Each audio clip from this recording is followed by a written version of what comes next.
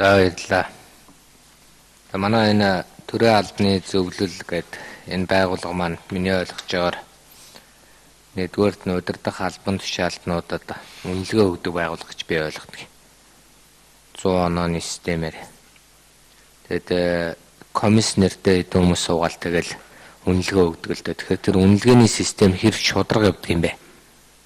Яагаад тэгэхээр одоо ингээл гадуурчин энэ төрийн албан хаагч тэр дундаа удирдлагын албан тушаа удирдах тодорхой албан шалт байгаа хүмүүс ч ерөөс чанараа биелүүлж чадахгүй нэг гэдэг шүү дээ.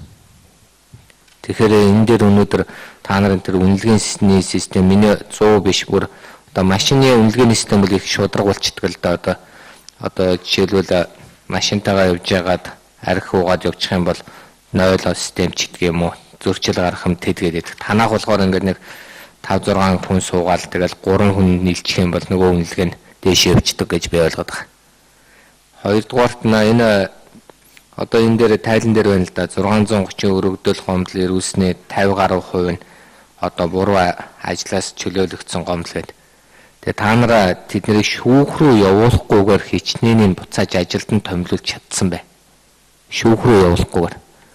Тэгэл өргөдөл өгдөг зүгээр нэг дамжин өнгөрөх бай одоо систем шиг өгөөл тэгэл за хариу гарахыг хүлээж игээл тэгэл хариу гарангуутын шүүх рүү явдаг. Шууд одоо ингээд томилчихад одоо юу нь болдгүй. Энэ төрийн албаны зөвлөлийг эсвэл шүдгүү арслан гэж үзээд ерөөсөө том толгой гаргаад байдаг юм уу? Эсвэл энэ хууль тогтоомж ингээл нэг хариу өгөл болоо юм уу? Шууд л одоо тэр хууль ус шийдвэр гаргалаа гэх юм бол ингээ ерөөсөө энийг шийдмээр юм л та.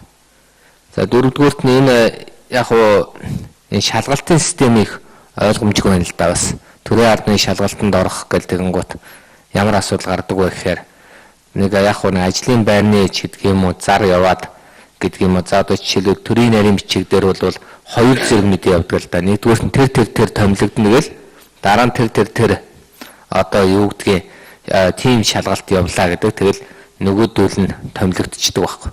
Үүрэг гүйцэтгэгч байсан хүмүүсээс одоо юу гэдгийг шалгалтандаа бүдрээд үүрэг гүйцэтгэгчээ байсан тийм төрийн нарийн бичиг хүн байна уу?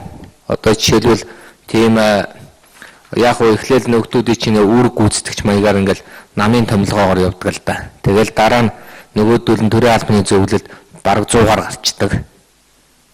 Тэгээд манай хамаатан гэдэг юм уу, манай найз нөхөд гэдэг юм уу, миний одоо ойр мэддэг хүмүүсийг шалгалтанд бараг тэд нар бол муу авчих гээд байдаг. Яагаад гэвэл шударга системээр бол тэд нар муу авахаргүй хүмүүсэлтэй. Гадаад дотоодын хэлээрээ жишээлбэл компьютероор жишээлбэл ямар ч хэл мэдэхгүй хүн өнөөдөр английн шалгалтанд одоо 100 он авцсан явж байгаа шүү дээ. Нэртэй устдаа нь хэлдэг юм уу яадаг. Тэгэхээр ийм одоо байгууллага өнөөдөр ингээд нэг байдаг юм шиг байдгүй юм шиг юм болчиход байгаар би ерөөсөө гайхаад байна л та. Дээрээс нь миний бас нэг одоо юу гэдгийг санаа зовдөг нэг зүйл болохоор энэ төрийн албаны зөвлөл маань өнөөдөр улс төрийн за одоо албан шалтгаан ч одоо дүүрч төрийн жинхэнэ албан хаагчийн энэ хараа тус байдал тэр намын одоо гэдэг юм янз бүрийн байдлаар нөлөөлөл үзүүлж байгаа энэ үйлдэлүүдэд та нар хяналт тавьж ажилдгүү.